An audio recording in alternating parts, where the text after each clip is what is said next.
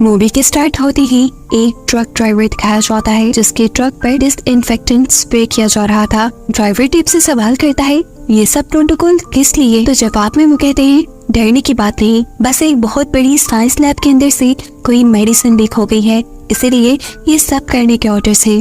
Driver भी हुंके कर आगे बढ़ जाता है और पत्तेहानी में उसके ट्रक से एक हिरन का एक्सीडेंट हो जाता है, जिसे तो वो इग्नोर करके आगे बढ़ गया। लेकिन पीछे से हमने देखा कि वो हिरन दोबारा से जिंदा हो गया था और ये बस एक खतरे की निशानी थी। दूसरी तरफ हम मिलते हैं सियोक से, जो कि फोन पर अपनी एक्स वाइफ से लड़ रहा था, जो कि वो अपनी बेटी को बर्थडे के दिन अपने पास रहने के लिए बुला रही थी। और ये सियोक चाहता नहीं था। वो घर गया तो उसे मालूम हुआ कि उसकी बेटी भी बर्थडे के दिन अपने मॉम के पास जाना चाह रही है, तो ना चाहते हुए अब उसे अपनी बेटी की बात माननी पड़ती है। वो लोग सफर पे निकल जाते हैं। अभी तो वो कार पर थे, पर उन्हें ट्रेन के जरिए बुसान शहर जाना था। स्टेशन पे ट्रेन चलने के लिए बिल्कुल तैयार थी और ये लोग भी ट्रेन में आकर बैठ गए। हल्की स्पीड में अभी ट्रेन ने चलना शुरू ही किया था कि तेजी से एक लड़की ट्रेन के अंदर चढ़ गई, जिसकी टांग ऐसे जख्मी थी कि जैसे मानो उसे किसी ने काटा हो। यहाँ तक कि उसकी पूरी टांग भी नीली हो चुकी थी। ट्रेन के स्टेशन छोड़ने से पहले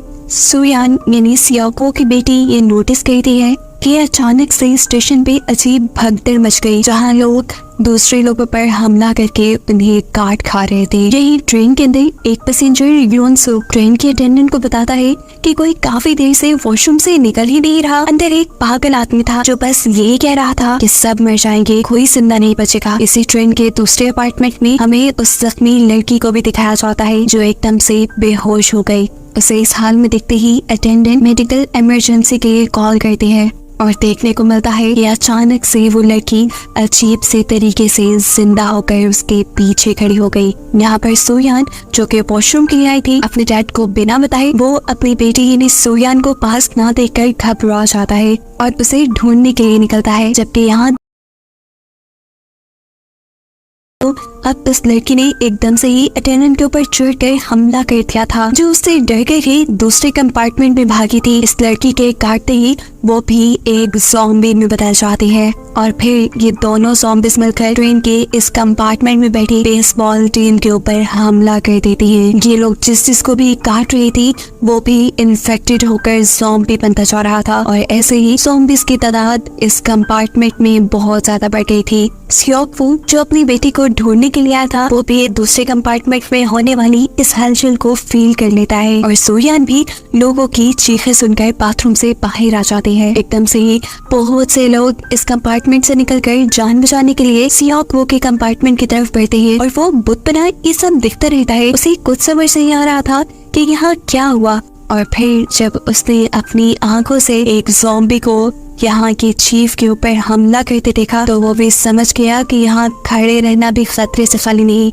वो पीछे मुड़ता है जहाँ उसकी बेटी भी थी और अपनी बेटी को उठाते हुए वो तेजी से एक कंपार्टमेंट की तरफ चला जाता है। यहाँ पर सैंगवा नाम का भी एक पैसेंजर अपनी वाइफ को लेकर वॉशरूम के पास खड़ा था। उसे भी जब दूसरे कंपार्टमेंट में हलचल महसूस हुई तो उसने भी अपनी वाइफ को जल्दी वॉशरूम से निकलने को बोला। इतने में वो वॉशरूम से ही निकली तो इतने में सैंगवा ने देखा कि एक आदमी एक औरत के ऊपर चढ़कर उसे काट रहा था। उस औरत को बचाने के लिए सैंगवा ने उसकी मदद की, लेकिन फिर उसे भी रियलाइज हो गया कि ये तो बहुत सारे ज़ॉम्बीज़ हैं जिनसे उसे भी बचना था। वो सबसे पहले अपनी वाइफ को कंपार्टमेंट की तरफ भागने देता है और खुद भी वहां जाता है जिस कंपार्टमेंट को सियोकफू ने पहले बंद कर दिया था। लेकिन सियोकफू इन दोनों को देखकर दोबारा एक कंपार्टमेंट खोलता है और किसी तरह सैंगवा ज़ॉम्बीज़ के इस कंपार्टमेंट पे आने से पहले ही ये दरवाजा बंद करने में कामयाब हो गया। लेकिन ज़ॉम्बी अब इस दरवाजे को ऐसे नॉक कर रहे थे जैसे वो उसे तोड़ देंगे और अंदर सब लोगों पर हमला कर देंगे। तभी पीछे से एक आदमी उन्हें मशवरा देता है कि इस डोर को हाइड कर दो, इन्हें छुपा दो, ऐसे हम जब ज़ॉम्बीज़ को नजर नहीं आएंगे तो वो हम पर हमला नहीं करेंगे। इसलिए ये लोग न्यूज़पेपर से अपना कंपार्टमेंट छुपा देते हैं। अब इस कंपार्टमेंट के अंदर सभी लोग टीवी पे चलती हुई न्यूज़ देख रहे थे, जहां बताया जा रहा था कि पूरे मुल्क के अंदर ऐसा ही एक पेंडेमिक यानी एक वबा आ गई है, एक ऐसा वायरस आ गया है जिससे इन्फेक्टेड होकर लोग ज़ॉम्बीज़ बन रहे हैं। हर तरफ हलचल है और इस सारी चीज को खत्म करने के लिए गवर्नमेंट को शहर जलाने पड़ रही है। अभी इन्होंने यही खबर सुनी थी कि एकदम से यहाँ इस कंपार्टमेंट में एक अनाउंसमेंट हुई जिसमें ड्राइवर ने बता रहे थे कि ये लोग अगले शहर में नहीं रुकेंगे, ट्रेन सीधा बुसान शहर की तरफ चलेगी। जोक्सू नाम का वो पैसेंजर जिसे हम पहले भी देख चुके हैं, वो यहाँ इंटरकॉम के जरिए मैनेजमेंट से कांटेक्ट करता है और पूछता है कि आखिर ट्रेन में चल क्या रहा है। जवाब तो मैनेजर्स के पास भी नहीं था। वो योंगसू से कहते हैं कि हम जो भी कर रहे हैं ये ऑर्डर हमें कंट्रोल सेंटर से आया है। इतने में ही ट्रेन एक स्टेशन के पास आकर थोड़ा सा स्लो होती है और यहाँ लोग देखते हैं कि बहुत से दूसरे लोग ट्रेन की विंडोज खड़खा के इन लोगों से हेल्प मांग रहे थे, जबकि उनके पीछे बहुत से ज़ॉम्बीज इंसानों पर हमला करके उन्हें भी इन्फेक्टेड कर रहे थे, उन्हें भी ज़ॉम्बी बना रहे थे और काफी लोग तो ज़ॉम्बीज के अटैक से भी रहे थे। ये सारी हालत देखकर सभी लोग अपने मोबाइल फोन्स देखते हैं जहाँ पर बेशुमार वीडियोस ऐसी थी जिनमें ज़ॉम्बीज इंसानों के ऊपर हमला कर रहे थे। यहाँ एक गवर्नमेंट ऑफिशियल इन सब लोगों को बताता है कि इस सारे वायरस को खत्म करने के लिए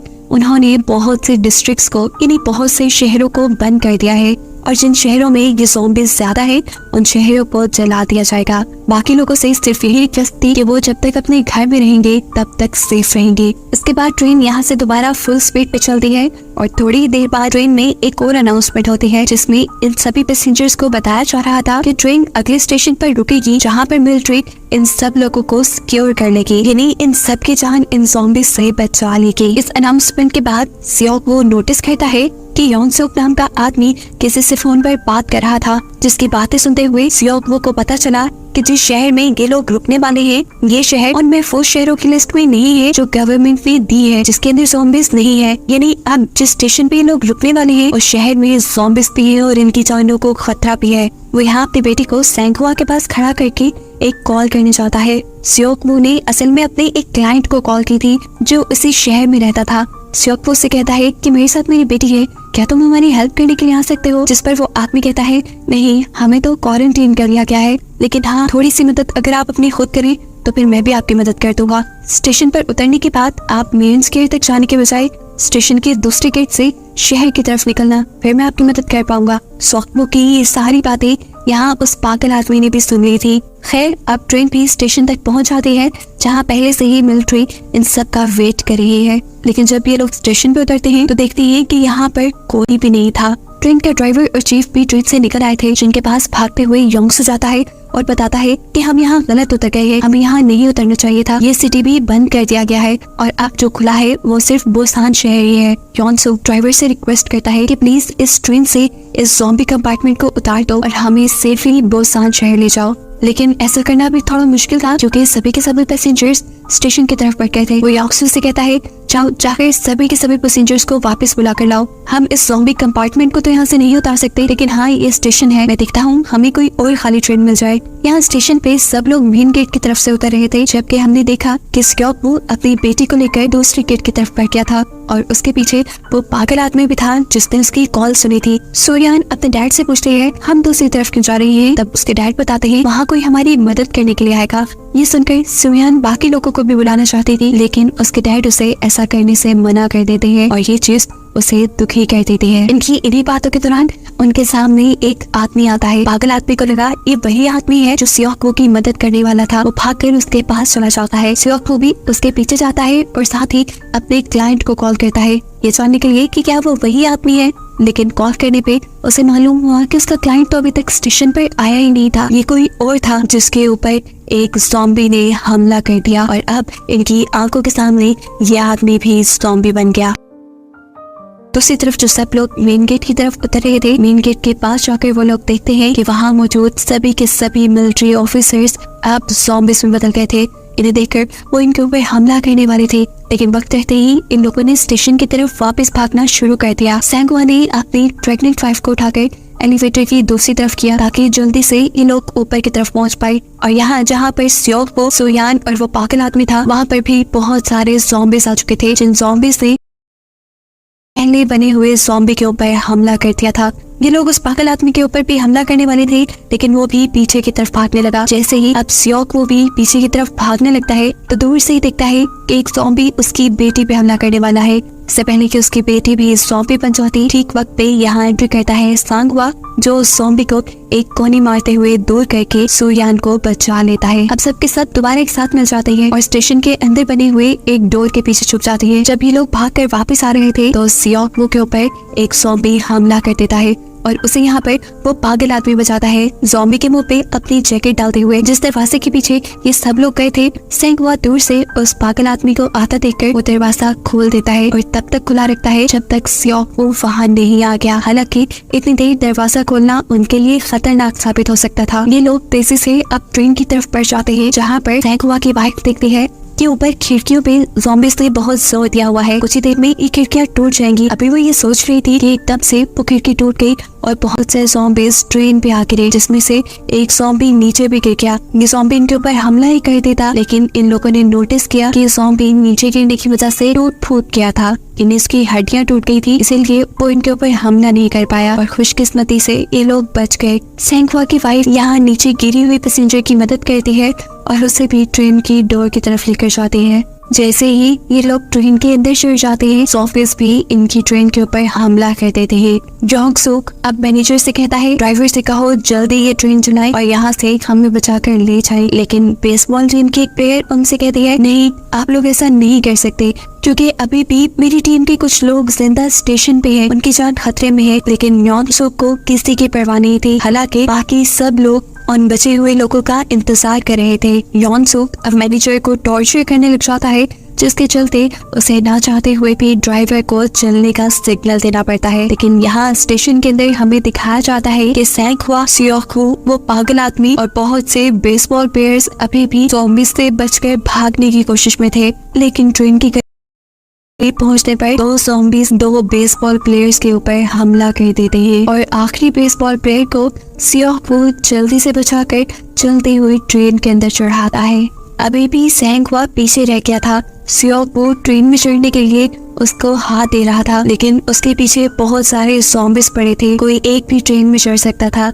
इसीलिए वो भागते हुए ही नीचे जमीन पे पड़ी एक पुलिस शील्ड उठाता है और सभी ज़ॉम्बीज़ की तरफ फेंकते हुए वो ट्रेन में चढ़ जाता है। फाइनली अब ट्रेन ने स्पीड पकड़ भी ली थी। सियोकवू, सांगवा और वो बेसबॉल प्लेयर, ये तीनों ही एक अलग कंपार्टमेंट में थे, जबकि बाकी सब दूसरे कंपार्टमेंट में। सियोकवू अपनी बेटी को ढूंढना चाहता था, जबकि सांगवा अपनी वाइफ को कॉल करने पर सांगवा को पता चलता है कि ये सब 13 कंपार्टमेंट के टॉयलेट में फंसे हैं। अब बेसबॉल प्लेयर, जिसकी एक टीम मेंबर भी दूसरे लोगों के साथ थी, उसने भी कॉल पर अपने पार्टनर को बताया कि वो सब लोग कंपार्टमेंट 15 में है और इन सारे कंपार्टमेंट्स के दरमियान में बहुत सारे वो कंपार्टमेंट्स भी हैं जिसमें सिर्फ ज़ॉम्बी भरी है। ये सुनकर सांगवा डरता नहीं, उसे अपनी वाइफ के साथ साथ सभी लोगों को बचाना था, इसीलिए वो तैयार हो जाता है। सियोकवू भी उसकी मदद को तैयार था और अब बेसबॉल प्लेयर भी। ये तीनों दरवाजा खोल के सबसे पहले कंपार्टमेंट में जाती है, जहाँ ज़ॉम्बी दरवाजा खुलने की आवाज से ही अट्रैक्ट होकर इनकी तरफ बढ़ने लगे थे। लेकिन अब सांगवा इनसे डरा नहीं, उसने एक एक ज़ॉम्बी की गर्दन पकड़कर उसे तोड़ना शुरू कर दिया, जबकि पीछे से बेसबॉल प्लेयर ने अपने बेसबॉल बैट से बहुत से ज़ॉम्बीज़ को मारा और सियोकवू ने अपनी फाइटिंग स्किल से इस कंपार्टमेंट के सारे ज़ॉम्बीज़ से लड़ने के बाद वो अगले कंपार्टमेंट में पहुंचे, जहां पर सारे बेसबॉल प्लेयर्स थे। इनको देखकर वो दूसरा बेसबॉल प्लेयर शॉक रह गया। वो अपने दोस्तों को इस हाल में देख रहा था, वो इन्हें मार नहीं सकता था। उसे पैनिक हुआ देखकर सांगवा उसे दूर करता है और खुद इन बेसबॉल प्लेयर से लड़ता है।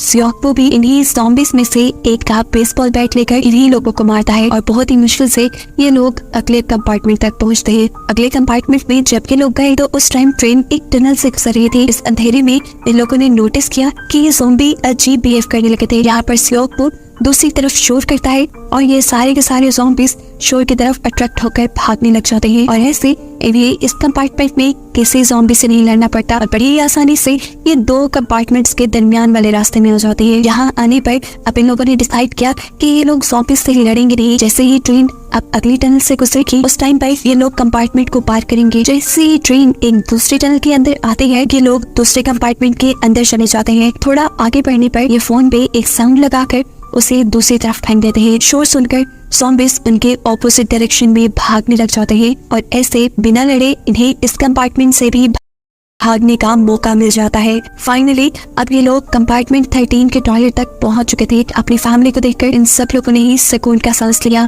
यहाँ पर पहुंचने के बाद बेसबॉल प्लेयर अपनी दूसरी साथी को मैसेज करता है और बताता है कि वो लोग कंपार्टमेंट 13 तक आ गए हैं, अब बस उन्हें कंपार्टमेंट 15 में जाना है। ये सुनकर वो बहुत ज्यादा एक्साइटेड हो जाती है और यहाँ इस कंपार्टमेंट में बैठे हुए सभी लोगों को बताती है कि बाकी बचे हुए लोग भी यहाँ आ रहे हैं। लेकिन ये सुनकर यॉन सूक को गुस्सा आ गया। उसने कहा कि हम अपने कंपार्टमेंट का दरवाजा नहीं खोलेंगे उनके लिए, अगर कोई इनमें से इन्फेक्टेड हुआ तो हमारी तो जान खतरे में पड़ जाएगी ना। ये सुनकर उस लड़की को बहुत दुख होता है और यॉन सूक की बात मानते हुए बाकी सब लोग भी इस दरवाजे को अपनी कपड़ों से सील कर देते हैं। देखने को मिलता है कि ट्रेन अब अगली टनल तक पहुंच गई थी। अगले 2 कंपार्टमेंट पार करने के लिए इन्हें ज़ॉम्बीज़ से लड़ने की जरूरत नहीं थी, क्योंकि ज़ॉम्बीज़ से बचने की ट्रिक इन्हें आ गई थी। ये सब लोग लगेज ट्रैक के ऊपर चढ़ जाते हैं, जिसके बाद सियोक वो ऑपोजिट डायरेक्शन में शोर करता है और ज़ॉम्बीज़ दूसरी तरफ निकल जाते हैं और ऐसे ये लोग बिना खतरे में आए लगेज ट्रैक से नीचे उतर गए। यानी अब ये लोग अगले कंपार्टमेंट में जा सकते थे, लेकिन बदकिस्मती से जहाँ वो पागल आदमी नीचे गिर गया और ट्रेन भी टनल से बाहर आ गई। ऐसे किसी भी वक्त ज़ॉम्बीज़ इन्हें देख सकते थे। सियोक वो उसकी मदद के लिए इसे कंपार्टमेंट में रुकता है और उसे खामोश रहने का कहता है, लेकिन फिर दोबारा से गलती से उस पागल आदमी का पाँव एक सोडा कैन पे पड़ गया और ऐसे बहुत सारे ज़ॉम्बीज़ उनकी तरफ अट्रैक्ट हो गए। अब इनके पास कोई रास्ता नहीं था सिवाय इसके कि तेजी से यहाँ से भाग जाए। ये दोनों भागते हैं और ज़ॉम्बीज़ भी इनकी तरफ भागते हैं। दूसरी तरफ सैंगवा इनका इंतजार कर रहा था। इन दोनों के अंदर आते ही वो जल्दी से कंपार्टमेंट का दरवाजा बंद करने की कोशिश करता है, लेकिन नाकाम हो गया क्योंकि ज़ॉम्बी उस दरवाजे के दरमियान में आ गया था, जहाँ से इन लोगों को अब कंपार्टमेंट 15 में जाना था, लेकिन उसका डोर सील था। बेसबॉल प्लेयर अपनी पार्टनर को कॉल करता है ताकि वो दरवाजा खोल सके, लेकिन हम देखते हैं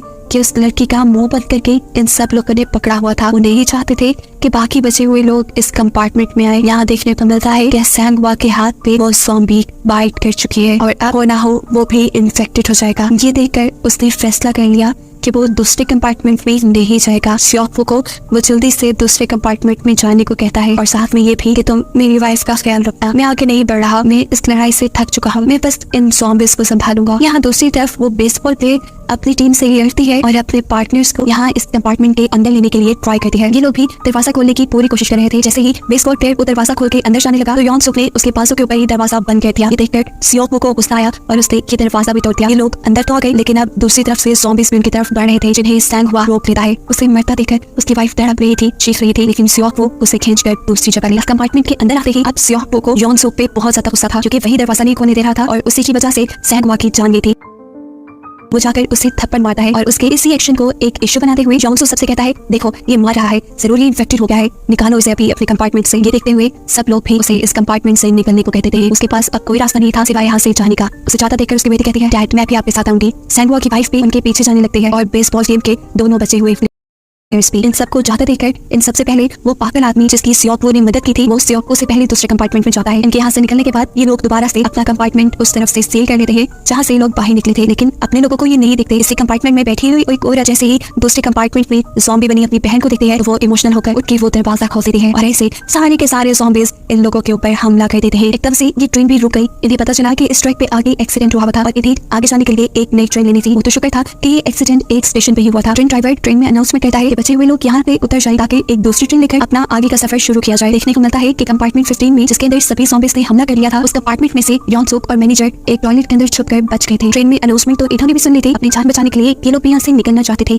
यॉन सूक उस मैनेजर से कहता है पहले तुम निकलो, तो यॉन सूक उसे भी धोखा देते हुए उसे ज़ॉम्बीज़ की तरफ धक्का दे देता है, जिसकी वजह से ज़ॉम्बीज़ ने उसकी तरफ अट्रैक्ट होकर उस पर हमला कर दिया और यॉन सूक को थोड़ा आगे बढ़ने का मौका मिल गया। इस सब के बावजूद भी कुछ ज़ॉम्बीज़ अभी भी यॉन सूक के पीछे थे, जिनसे बचने के लिए वो यहाँ से नीचे उतरते हुए बेसबॉल प्लेयर को उठाकर ज़ॉम्बीज़ की तरफ फेंक देता है और ज़ॉम्बीज़ उसके ऊपर हमला कर देते हैं। ऐसे यॉन सूक तो नीचे उतर गया, लेकिन इस प्लेयर का पार्टनर उसे पकड़ कर बैठ गया। वो अब अकेले आगे बढ़ना नहीं चाहता था, उसकी पूरी की पूरी टीम मर चुकी थी। यहाँ ज़ॉम्बी बनी हुई उसकी पार्टनर उसके ऊपर भी हमला कर देते हैं और इन दोनों का मामला भी यही खत्म होता है। यॉन सूक जहाँ पर भाग रहा था वहाँ पर उसके पीछे भी बहुत सारे ज़ॉम्बीज़ आ जाते हैं। कंडक्टर जो यहाँ उसकी मदद के लिए आ रहा था, यॉन सूक उसे भी ज़ॉम्बीज़ का शिकार बनाते हुए अपनी जान बचाता है। दूसरी तरफ हम देखते हैं कि सियोक, उसकी बेटी, सैंगवा की वाइफ और वो पागल आदमी एक कंपार्टमेंट के नीचे फंसे हुए थे, जिस कंपार्टमेंट के अंदर बहुत सारे ज़ॉम्बीज़ थे। सियोक इस जगह से बाहर निकलने की कोशिश निकलता है। निकलने के बाद वो अपनी बेटी और सैंग हुआ की वाइफ को यहाँ से बाहर निकालता है। इससे पहले कि वो उस पागल आदमी को भी बाहर निकालने में कामयाब होता, ट्रेन की विंडोज तोड़ते हुए बहुत से ज़ॉम्बीज नीचे गिर जाते हैं और वो पागल आदमी इन तीनों को बचाने के लिए अपनी जान कुर्बान कर देता है। वो इन ज़ॉम्बीज को इन तीनों तक आने से रोकता है। सियोक अपन दोनों के साथ दूसरी चलती हुई ट्रेन की तरफ भाग रहा था, जो ट्रेन अभी ड्राइवर लेकर आया था, और इनके पीछे बहुत सारे ज़ॉम्बीज भी भाग रहे थे। एक पॉइंट ऐसा भी आता है सिर्फ ये ज़ॉम्बीज एक दूसरे से ही टकरा कर नीचे गिर जाते हैं, लेकिन फिर भी